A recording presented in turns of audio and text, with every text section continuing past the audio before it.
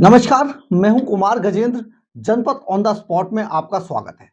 हमारे एक दूसरे media platform podcast with Kumar Gajendra में भी आपका स्वागत है। अगर आप हमारे चैनल को पसंद करते हैं, हमारी खबरों को तवज्जो देते हैं, तो कृपया करके आप हमारे चैनल को ज्वाइन जरूर कर लें। इसके अलावा अगर आप हमें आर्थिक रूप से हेल्प करना चाहते हैं, तो आप हमारा सुपर थैंक्स का बटन भी दबा सकते हैं। इसके लिए हमारा जो अकाउंट के इस स्कैनिंग कोड है वो भी हमारे वीडियो के ऊपर आपको मिल जाएगा। इस अब हम बताते हैं आपको सबसे जरूरी बात इस वक्त जो है। आज जिस तरीके से आम आदमी पार्टी यानी कि अरविंद केजरीवाल एंड कंपनी के यहाँ सुबह सुबह जब ईडी ने रेड की एक साथ 10 ठिकानों पर, तो वो सारा मामला था क्या? दरअसल है क्या? आम आदमी पार्टी और केजरीवाल हर बात को इस तरीके से घुमाने की कोशिश करते हैं, भ्रामक स्थिति पैदा करने की कोशिश करते हैं कि जैसे उनको परेशान किया जा रहा है, उनको जानबूझकर एजेंसियां उनको परेशान कर रही हैं। और प्रधानमंत्री नरेंद्र मोदी, अमित शाह जैसे लोग जो देश में इस टाइम देश की सत्ता में जिनकी पार्टी काबिज है और देश की सत्ता धारी दल है वो इन्हें जानबूझ के परेशान कर रहे हैं। यानी कि अरविंद केजरीवाल आज राजनीतिक रूप से इतने ताकतवर हो चुके हैं कि प्रधानमंत्री और होम मिनिस्टर जैसे लोगों को इनको परेशान करना पड़ रहा है, जबकि ऐसा है नहीं। दरअसल है क्या? अगर आप हमारा वीडियो देखते हैं, आप हम लोगों को इतना इज्जत बख्शते हैं, तो आप लोगों को ये जानकारी होनी चाहिए, देना हमारा धर्म बनता है कि आखिर ये मामला है क्या। ये सारा मामला जिस तरीके से केजरीवाल एंड कंपनी पेश कर रही है, ये बिल्कुल भी ऐसा मामला नहीं है। हम आपको बताते हैं कि इस सारे मामले का असल में सिलसिलेवार ढंग से कि ये मामला था क्या और क्यों रेड की गई इन लोगों के यहाँ पर। दरअसल है क्या? सीबीआई की एफआईआर में आरोप लगाया गया, सीबीआई इसकी जांच कर रही थी मामले की बहुत लंबे समय से। सीबीआई की एफआईआर में यह आरोप लगाया गया कि दिल्ली जल बोर्ड के तत्कालीन चीफ इंजीनियर जगदीश कुमार अरोड़ा ने एनकेजी इंफ्रास्ट्रक्चर लिमिटेड को करीब 38 करोड़ रुपए में इलेक्ट्रोमैग्नेटिक फ्लो मीटर की इंस्टॉलेशन, सप्लाई और टेस्टिंग का टेंडर जारी किया था। ये जो टेंडर था, ये 2023 में, जुलाई 2023 में ईडी ने 2023 में इस टेंडर को लेकर जब इस पे विवाद मचा, तो जुलाई 2023 में ईडी ने दिल्ली, एनसीआर, केरल और तमिलनाडु में दिल्ली जल बोर्ड के अधिकारियों और कुछ निजी संस्थानों के अधिकारियों के 16 ठिकानों पर एक साथ छापेमारी की थी। ईडी ने 24 जुलाई 2023 को और 17 नवंबर 2023 को सर्च ऑपरेशन चलाया, जिसमें कई अहम दस्तावेज और सबूत जब्त किए थे। आप समझिए कितने राज्यों में एक साथ हुई। इस दौरान पता चला कि जो काम एनकेजी इंफ्रास्ट्रक्चर लिमिटेड को दिया गया था, वह उसके लिए टेक्निकल एलिजिबिलिटी को पूरा नहीं करती थी। यानी इस लायक वो कंपनी थी ही नहीं जिसको ये काम दे दिया गया। एनकेजी इंफ्रास्ट्रक्चर फर्जी डॉक्यूमेंट्स बनाकर टेंडर हासिल किया था इस कंपनी ने, और जगदीश कुमार अरोड़ा को इसकी पूरी जानकारी थी। यानी कि वो जानते थे कि ये कंपनी इस काम के लायक है ही नहीं, और उन्होंने जो डॉक्यूमेंट्स पेश किए टेंडर हासिल करने के लिए, वो सारे जो डॉक्यूमेंट्स थे वो फर्जी थे। ईडी की जांच में सामने आया कि टेंडर मिलने के बाद एनकेजी इंफ्रास्ट्रक्चर ने अनिल कुमार अग्रवाल की कंपनी इंटीग्रेल स्क्रूज लिमिटेड को भी भागीदार बनाया था इस मामले में। अब अनिल कुमार अग्रवाल कौन है? जो ठेकेदार थे, उनकी कंपनी थी इंटीग्रेल स्क्रूज, इसको भी उन्होंने भागीदार बना लिया इसमें। और अनिल कुमार अग्रवाल ने इसके बदले जगदीश कुमार अरोड़ा को कैश और बैंक खातों में करीब 3 करोड़ रुपए दिए थे।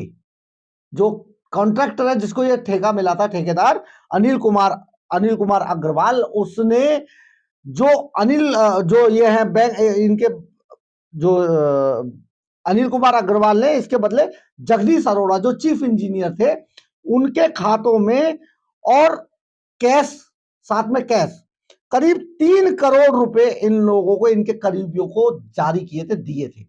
अब आप समझिए, ईडी को जगदीश कुमार अरोड़ा की कई बेनामी संपत्तियों की जानकारी भी मिली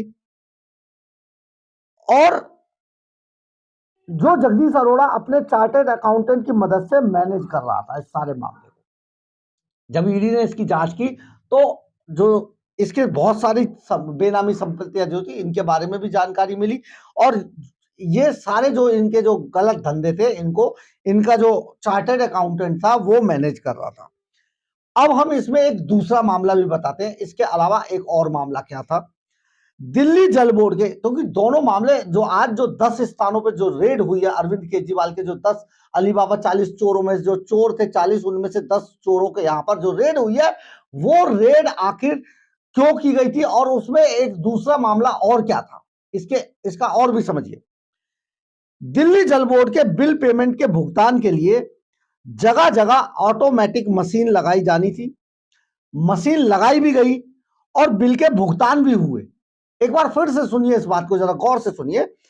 दिल्ली जल बोर्ड के बिल पेमेंट, जो आप बिल पे करते पानी के, उन बिल पेमेंट के भुगतान के लिए जगह जगह ऑटोमेटिक मशीन लगाई जानी थी, मशीन लगा भी दी गई और बिलों के भुगतान भी उन मशीनों के जरिए हुए। लेकिन हैरान कर देने वाली बात समझिए, ये पैसा दिल्ली जल बोर्ड के अकाउंट में कभी गया ही नहीं। तो आखिर ये पैसा कहां गया? करोड़ों रुपया गायब हो गया। इसके बाद आपको ये भी बताते हैं कि मैसर्स फ्रेश पे आईटी सॉल्यूशंस प्राइवेट लिमिटेड और Messrs RME payments private limited company को पहले 3 साल के लिए कॉन्ट्रैक्ट दिया गया था, समय समय पर कॉन्ट्रैक्ट बढ़ाया गया। इसके बावजूद कंपनी की तरफ से जल बोर्ड को कभी कोई पेमेंट नहीं की गई, कोई भी पेमेंट नहीं की गई। ये आप समझिए आखिर पेमेंट गई कहां? करोड़ों रुपए दिल्ली के जिन लोगों से पानी के बदले खून चूस के इन्होंने पैसे वसूले, वो पैसे खा गए, ये सरकारी खजाने में गए ही नहीं। इसके बाद जांच में यह भी सामने आया कि नोटबंदी के दौरान करीब, आप समझिए, नोटबंदी में बहुत बड़ा घोलमाल किया अरविंद केजरीवाल एंड कंपनी ने, लूट मचा दी नोटबंदी जहां पूरी दुनिया बंद थी। दिल्ली के लोगों को यह समझना होगा कि जब वो एक एक सांस के लिए, ऑक्सीजन के लिए तरस रहे थे, तब उनका चुना हुआ मुख्यमंत्री उनकी जेब को, उनके खजाने को, उनके घर को लूट रहा था। ये लूट इन्होंने की है। तो ये जब ये सारी चीजें हुई तो जांच में सामने आया कि नोटबंदी के दौरान करीब 10 करोड़ 40 लाख रुपए की पेमेंट एक साथ की गई। 10 करोड़ 40 लाख रुपए की पेमेंट एक साथ की गई, लेकिन वो भी जल बोर्ड तक नहीं पहुंची। तो आप बताइए कहां गई वो पेमेंट? जब इतनी पेमेंट गायब हो गई तो आखिर इतनी 10 करोड़ 40 लाख की पेमेंट कहां गई? लेकिन वो भी जल बोर्ड तक नहीं पहुंची। इस मामले में जल बोर्ड को करीब 14 करोड़ 41 लाख का घाटा हुआ। 14 करोड़ 41 लाख का घाटा हुआ। ये पैसा अभी कंपनी के पास बकाया है। इंटरपोल एक्शन के तहत केजरीवाल के पर्सनल सेक्रेटरी, देखिए अब पर्सनल सेक्रेटरी साहब भी आ रहे हैं लपेटे में। इंटरपोल के एक्शन के तहत केजरीवाल के पर्सनल सेक्रेटरी विभव कुमार को दिल्ली जल बोर्ड का बंगला दिया गया। दिल्ली जल बोर्ड का जो बंगला था वो विभव कुमार, जो पर्सनल सेक्रेटरी, किसी पद पे नहीं है, वो सरकारी, ना तो सरकारी नौकर है, ना वो कहीं से चुनाव जीतकर नेता हैं, उनको दिल्ली जल बोर्ड का जो सरकारी बंगला था वो दे दिया। विभव कुमार को दिल्ली जल बोर्ड का बंगला दे दिया गया, जबकि वो सरकारी कर्मचारी नहीं है। इस मामले में 2023 में विजिलेंस ने पूछताछ शुरू की थी। विजिलेंस ने इस मामले में 2023 में शुरुआत की थी, पूछताछ की थी कि ये आखिर ऐसा हुआ कैसे है। अब आतिशी मैडम का जरा बयान सुनिए कि वो क्या कहती हैं। ईडी की रेड के बीच दिल्ली के मंत्री आप नेता आतिशी ने मंगलवार को एक प्रेस कॉन्फ्रेंस की और उन्होंने कहा भाजपा हमें दबाना चाहती है लेकिन हम डरेंगे नहीं। घोटाला हमने नहीं किया, असम में ईडी की जांच में ही घोटाला है। असल में ईडी की जांच में ही घोटाला है। ईडी ने शराब नीति मामले में गवाहों के बयानों को फर्जीवाड़ा भी बताया। तो आप समझिए कि एक आदमी जब इन्होंने ऐसे कंपनियां बना बनाकर इस तरीके का काम किया और अभी हाल ही में 31 जनवरी को दिल्ली जल बोर्ड के जो चीफ इंजीनियर साहब है जगदीश अरोड़ा और जो कॉन्ट्रैक्टर हैं जिनके अभी नाम हमने आपको बताए थे अनिल अग्रवाल साहब, इनको जब गिरफ्तार कर लिया गया, इनकी पूछताछ में जब सामने आया कि इतना पैसा करोड़ों रुपया दिल्ली के जल बोर्ड के खातों के जो पैसे थे वो गायब कर दिए गए, वो चोरी कर लिए, वो लूट लिए केजरीवाल एंड कंपनी ने। तो आज 10 ठिकानों पर ईडी की रेड की गई थी।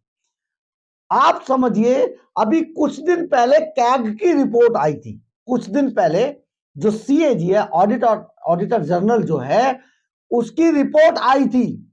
उन्होंने कहा था अपनी रिपोर्ट में कि दिल्ली जल बोर्ड ने अपना ऑडिट नहीं कराया है, पिछले 5 सालों से ऑडिट ही नहीं हुआ।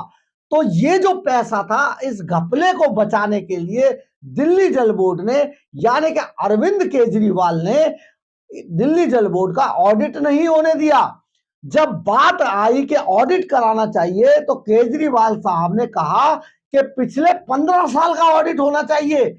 ये चोर हैं, लुटेरे हैं, ये इन्होंने दिल्ली के खजाने को लूटा है और अपनी लूट को छिपाने के लिए दूसरों के सर पर डालना चाहते हैं। ईडी इनको छोड़ेगी नहीं। हिंदुस्तान की जनता का, दिल्ली की जनता का पैसे को लूटने वाले लुटेरे हैं ये, और आज जिस तरीके से नौटंकी कर रहे हैं, एक एक करके इनको जेल में जाना चाहिए और जाएंगे। और एजेंसियों को चाहिए इनको सख्त से सख्त सजा दिलवाए। इतने सबूत होने के बाद ये जिस तरीके की बातें और जिस तरीके की भाषा बोलते हैं, ये चोर हैं। अली बाबा 40 चोर हैं, ये सब मिलकर जिस तरीके से लूट रहे हैं। अगर आपको हमारी खबर अच्छी लगी हो तो आप इसे लाइक, सब्सक्राइब और शेयर जरूर कीजिएगा। कमेंट्स बॉक्स में अपनी राय जरूर लिखिएगा, इससे हमें ऊर्जा मिलती है। जय हिंद, जय भारत।